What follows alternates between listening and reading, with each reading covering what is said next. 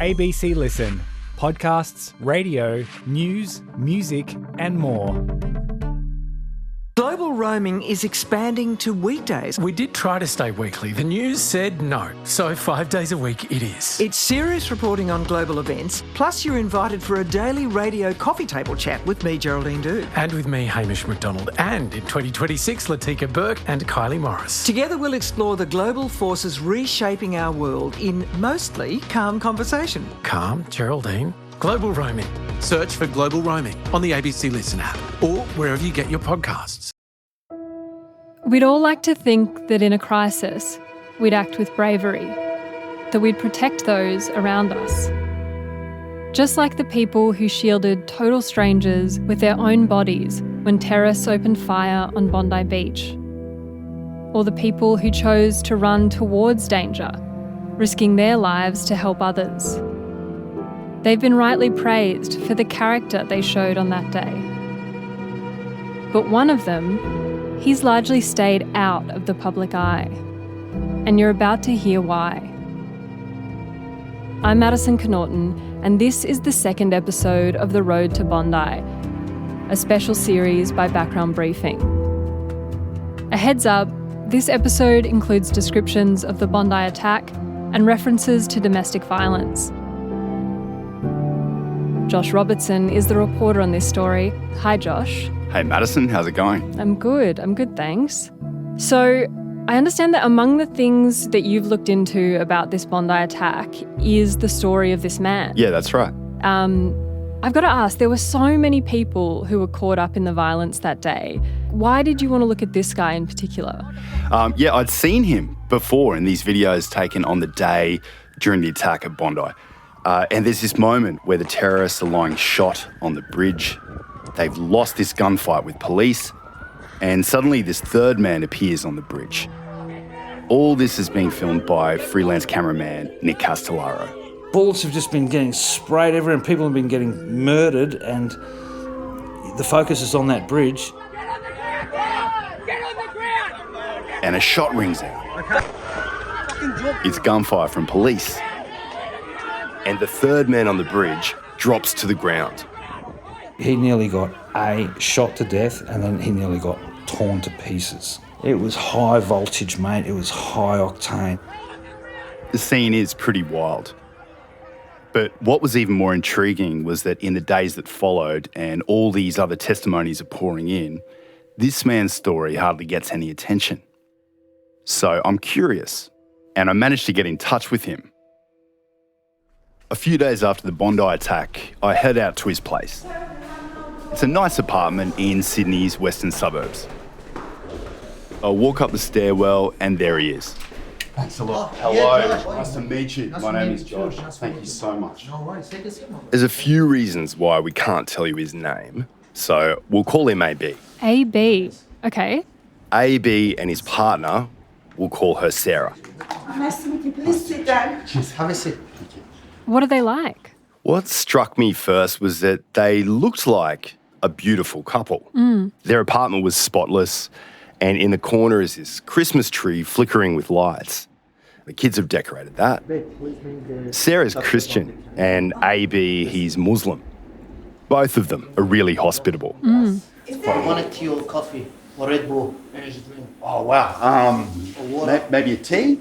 With the tea, the sugar comes on this sort of beautiful, like caramelized sugar stick. Oh, wow. So the sugar is on a stick. Yeah, sugar. It's like a saffron. It has saffron on it, and that's a Persian one. That sugar make you calm because saffron make you calm. Yeah. We both nervous a little bit. Yeah, gotcha. Because we've never done these things before.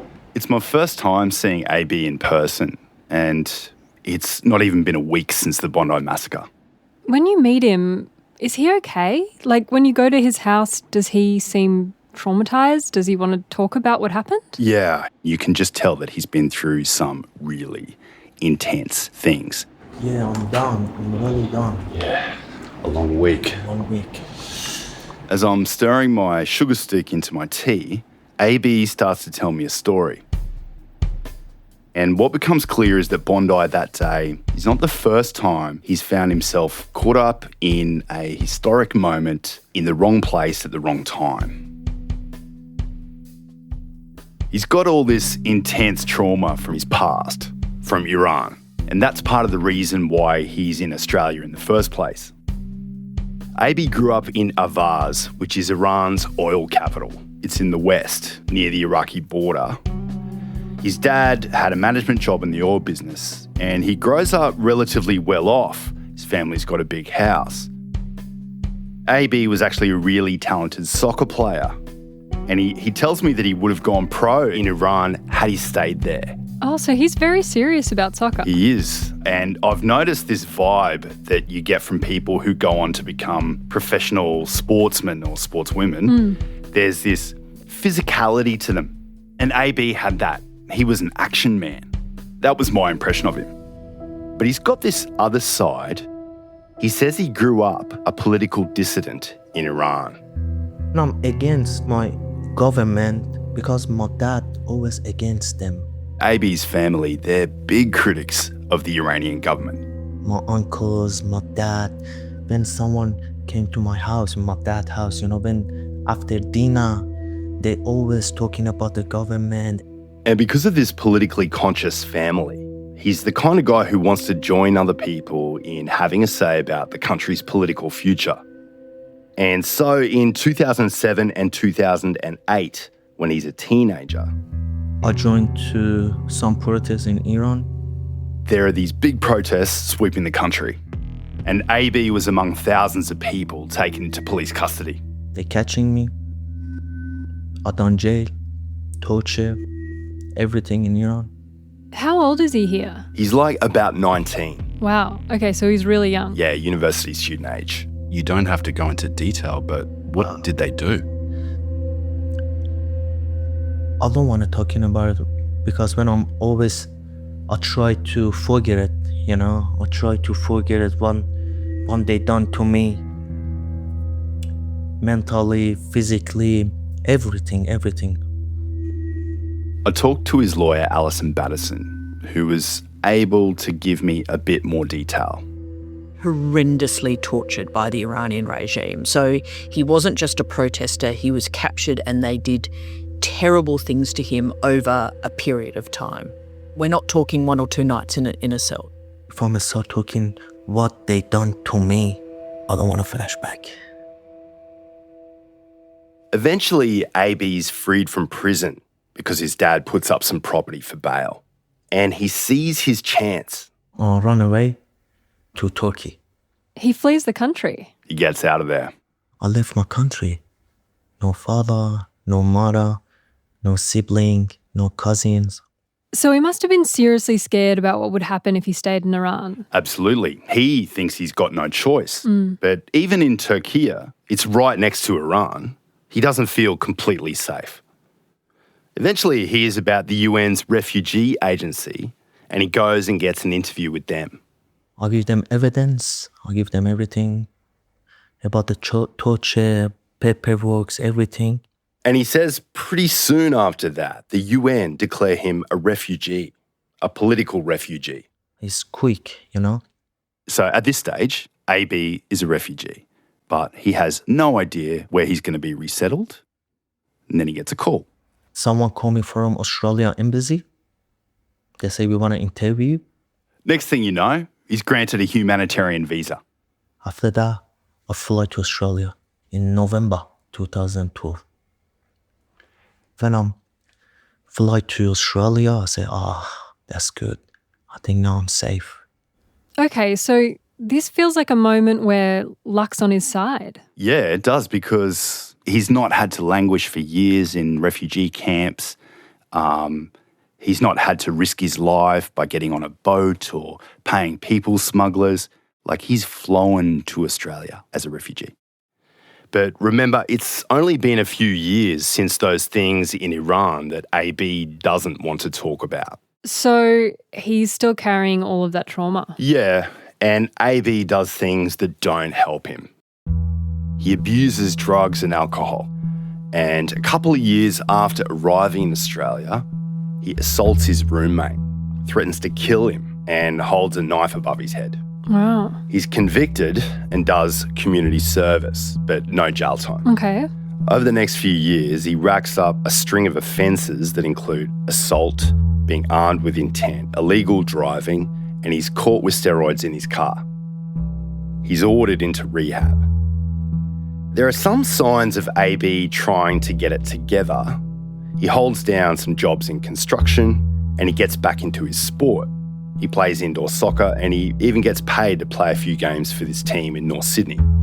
Eventually, he meets Sarah. I think 2017, we meet each other in Persian party. That's where we saw each other, and that's when we started talking on the phone, meeting each other. What did you like about him? He was very honest. He was very gentle, and he was very kind. Once again, it looks like a good thing is happening for AB. They get pretty serious and soon they have 2 children together. But AB, he's a troubled person. That word trauma, did you notice that about him? Yes, he told me everything when he met me. He told me everything about him. He didn't hide anything. He's got this past and his lawyer Alison says he's sometimes sabotaging his own future. You can see in his response to situations that might be stressful that he goes into a trauma response. And that sometimes involves violence. To be honest, I done something bad in my past. I done jail. The reason AB eventually went to jail was because of violence against Sarah. Every time he was getting we were having an argument, I feel like I have no one, I'm going to get hurt. AB didn't really want to get into the detail about these things. Can you tell me what that offence was? I don't want to talk about my offences. But records describe the incidents, and they show AB was violent towards Sarah repeatedly over a period of about 3 years. Now, at Sarah's request, I'm not going to share all the details about these assaults, but he was convicted 5 times for common assault. I've got to be honest, Josh, this level of violence by AB, it's pretty shocking to hear. Yep. And as a result of it, he went to prison twice. I talked to Sarah about this, and she thinks ultimately jail time had an impact on AB. He did change. He did become a man, a father, That's why I was with him. I never left him because I saw the changes, more responsible, more respectful.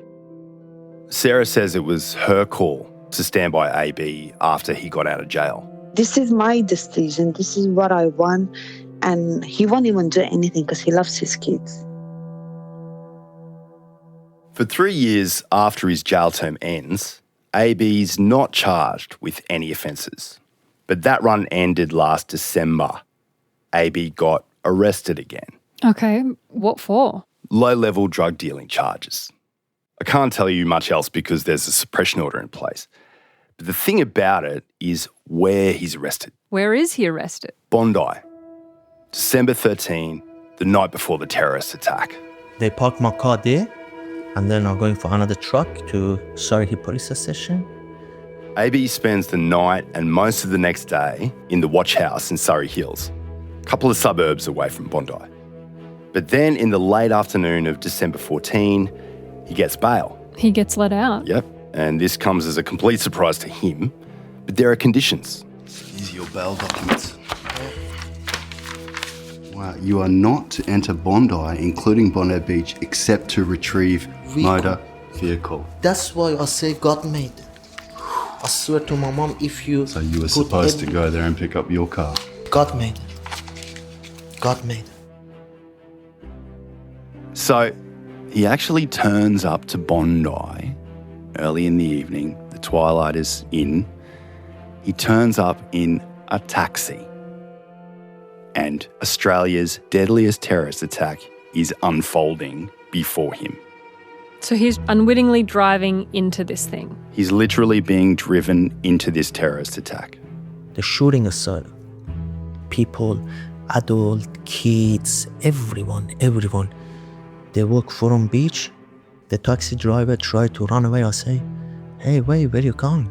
So AB is standing on Campbell Parade as people flee gunshots, and he has the choice to get himself out of harm's way. But he runs towards the danger. I'm running to the shooter until I saw him on the bridge. He's like professional, shooting quick, non-stop, heavy, you know. He dancing with gun. The people, they all scared, screaming, everyone looking for some place to hide. AB is on the opposite side of the bridge to the Jewish festival crowd the gunmen are targeting. He takes cover and he sees a police officer not far from him holding a weapon. He stayed behind the tree and then he starts shooting the shooter. AB says the gunman turns around and fires back at the detective. More than 5, 6, 7 bullets in, I think, 5 seconds. Bang, bang, bang, bang. Some bullet hit the trees. That tree, the police officer says some bullet hit the ground, you know. How close did bullets get to you? I'm so close. It's like 3, 4, 5 meters to the police officer. The gunman turns his back and starts firing in the other direction, back towards the Hanukkah festival. AB is 30 or 40 metres away, and he decides it's his chance. He starts creeping towards the bridge. I was thinking, okay, when he reload, let me jump in up. It's 50-50. You can catch his gun or he shoot you. But I didn't know. In there it was 2 shooters. He hasn't seen the other shooter, which is Sajid Akram. I was thinking only one because we are stuck behind the bridge. I didn't know what's going on from the bridge. Suddenly there's a lull. I was thinking his reload, he reload. So he sneaks around the side of the bridge and then runs up the stairs. And that's when he sees there's not one shooter, but 2. They're both lying on the ground. They're both shot. I saw one of them, he is laid on belly and is bleeding. But other one, he's still alive. He hold his gun. AB is the first person to make it to the shooters on the bridge that day. He runs up to Navid Akram, who's still alive, and he says he kicks the shooter's gun away. And this is all happening like in split seconds. But then suddenly, the police are shooting at AB. I hit it, the bullet is gone from my face. Something like that. Everything like a slow motion. It's an incredible moment, right? Within a second, it twists. Yeah, can you imagine? He's gone up there. He says he knows he was trying to do the right thing, and he nearly gets shot dead by police. I put my hands up. Don't shoot, don't shoot. Suddenly, there are all these other people on the bridge. Citizen coming out with white t-shirts, start kicking me, punching me. 2 police officers coming with gun on my face. We're on the ground. Hang on, do they think he's one of the shooters? Well, that's what it looks like, doesn't it? They think they've got one of the gunmen. How does he get out of this? Well, he's got this saviour. It's that detective who saw him when they were both behind the bridge. And get this, the same detective reportedly shot at least one of the Akrams. I'm lucky that detective, he running up, he saw yelling, he's not involved.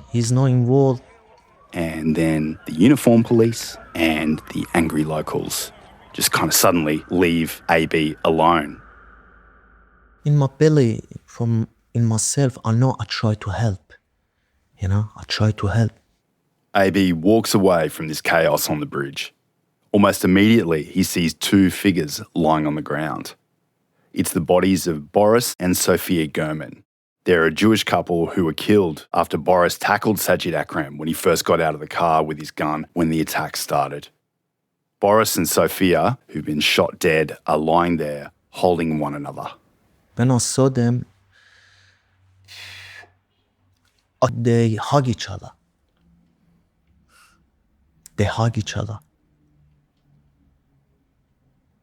I think, yeah, they hug each other is... Don't cry.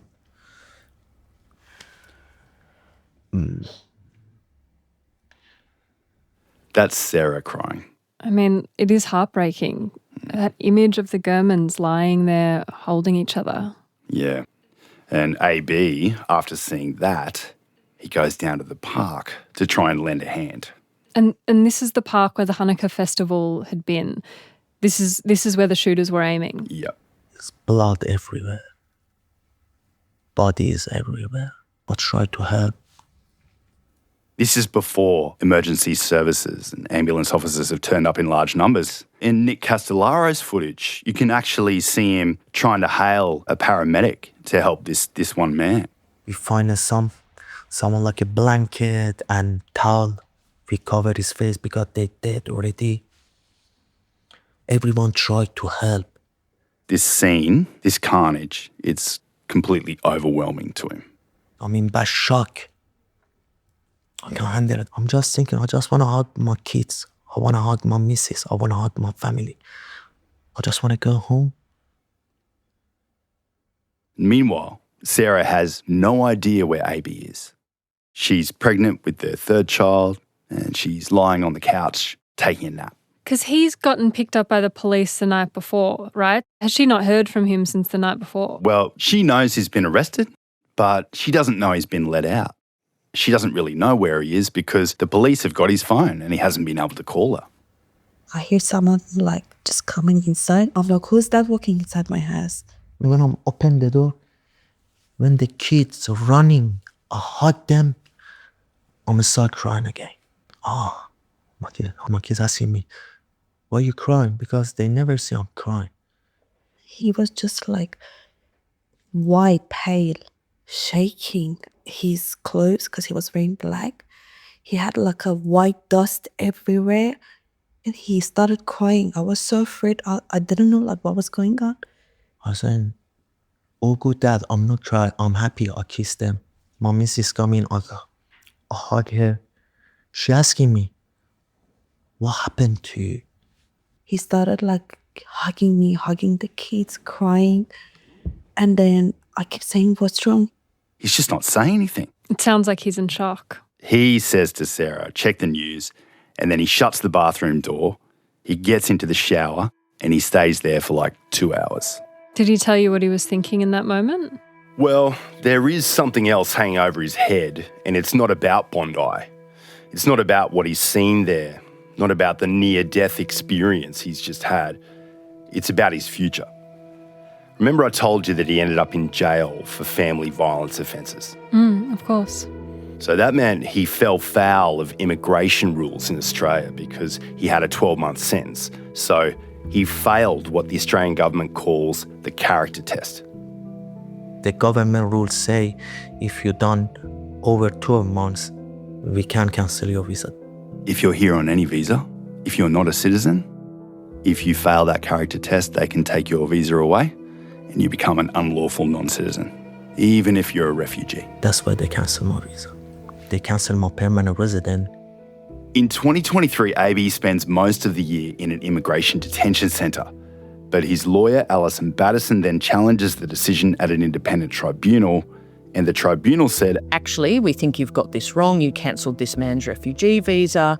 It should be reinstated.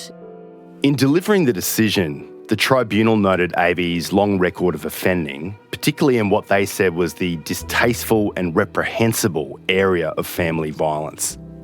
They confirmed AB had failed the character test, but they gave him his visa back, mainly because they decided it was in the best interest of his children and because of his ties to Australia through Sarah, who gave evidence she wanted him to stay.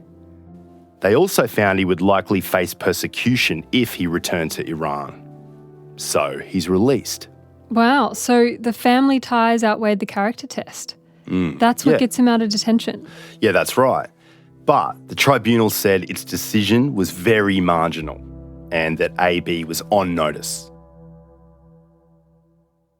In the months that followed, AB was back home. He got released from the detention center. He was working, he was with us. Then something happened. And the police officer just came there like, oh, because of what you done in the past, they cancelled your visa. And then they just took him, they sent him to detention center. By then, the political climate had turned against refugees with criminal histories like AB. The immigration minister at the time, Andrew Giles, was coming under this huge pressure over a High Court decision known as NZYQ. It's the decision which set free hundreds of immigration detainees. The case surrounds a Rohingya man from Myanmar, known in court as NZYQ. I remember this. This was really big news at the time. Yeah, this High Court decision found that people like AB could not be held in detention. So a lot of people are released from immigration detention centres, and some of them had very serious criminal histories, and the media and the federal opposition jump all over it. People who had committed rape and murder, people who had committed sexual offences against children. I have said repeatedly that if it were up to me, all of these people would be in detention. In the months after AB got out of detention, he wasn't convicted of anything else. But then in 2024, his case came across the minister's desk. Minister Giles, overriding the independent decision-maker from the tribunal, made a personal decision to cancel that visa. But where does that leave him? Like, if the minister's cancelled his visa, can he still be in Australia? What's his situation? Well, he's in limbo. He's on this bridging visa R. R is for removal. But as a political refugee, AB can't be sent back to Iran. But there's this tiny island nation in the Pacific, Nauru. And the federal government signs a deal with Nauru, which agrees to take some of these people that Australia doesn't want. And for AB, the risk is he could be sent there anytime. He could be sent to Nauru at any time. That's right. What about Sarah and the kids? Well, they're Australian citizens, so they'd be able to stay here. He'd be deported to Nauru. And this is the situation he's in the lead up to that terrible day at Bondi. And so on that date, he makes it home safely to see his family, but he knows he could still be permanently separated from them at any time. I think about it every day when I hear something, when someone knocks my door, when my phone is ringing. We have that fear, like they just come and take him away. Sarah says he has nightmares. I'm trying to get counselor because he's been very traumatized at night when he sleeps. He screams in his sleep. And then I don't leave him alone. He's not doing good. The Australian government has, on compassionate grounds, fast-tracked permanent residency for a number of people who were at Bondi on the day of the attack. AB's lawyer, Alison Batterson, is asking the government to reassess his character in light of his actions on the day. People are complex and there are grey areas. He has some adverse criminal records, but then in the moment that counts, shows great bravery. His actions that day should absolutely count towards why someone like him should stay in Australia. The Department of Home Affairs declined to comment on his case. They told me that they assess each residency application on a case-by-case basis on its merits. But last month, the department reminded his lawyer that AB had the right to ask the minister to allow him to apply for a spouse visa. Now, it's very unusual to have this suggestion made in these sort of circumstances, so we're taking it as a very hopeful sign. So that sounds to me like the door is not totally shut, at least yet. How is AB doing after all of this? Well, I caught up with AB and Sarah a few weeks back. This time they were with their kids. You bet. You bet. Yep. The kids are super cute.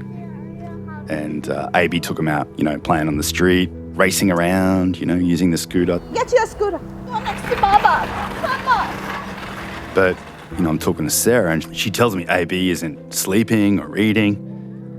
He's chain smoking and he's smashing the energy drinks. I can't sleep, to be honest. I can't sleep. 24 hours, cigarette.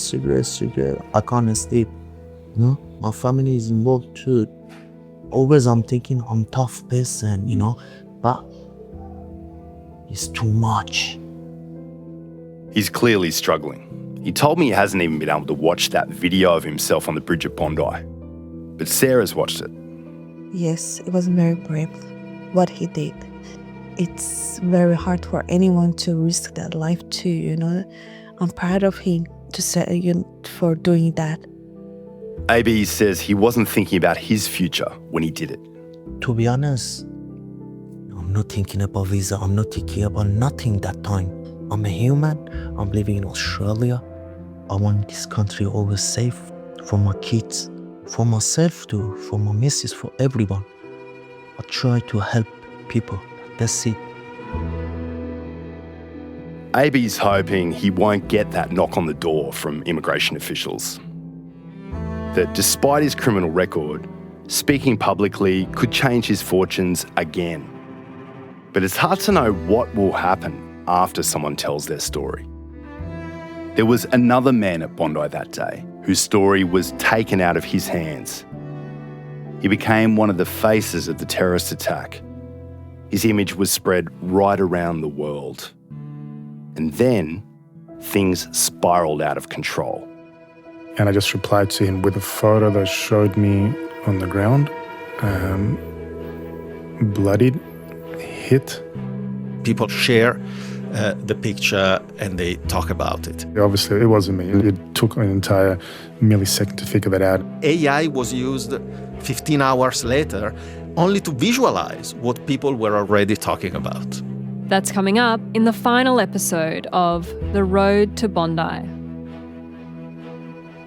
If you've been impacted by family or domestic violence, you can get support by calling Full Stop on 1800 385 578.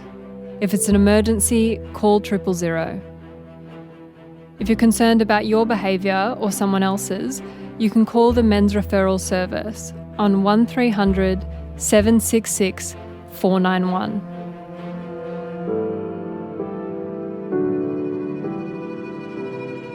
Background Briefing's sound producers are Lila Schunner and Ingrid Wagner. Sound engineering by Anne-Marie de Bettencourt. Music composition by Tegan Nichols. Fact-checking by Justine Landis-Hanley. Our rollout producer is Ben Sveen. The supervising producer is Max Chalmers. And the executive producer is Fanu Falali. The reporter on this story is Josh Robertson, and I'm Madison Connaughton. To hear more episodes, search for the Background Briefing podcast on ABC Listen or wherever you find your podcasts. Thanks for listening.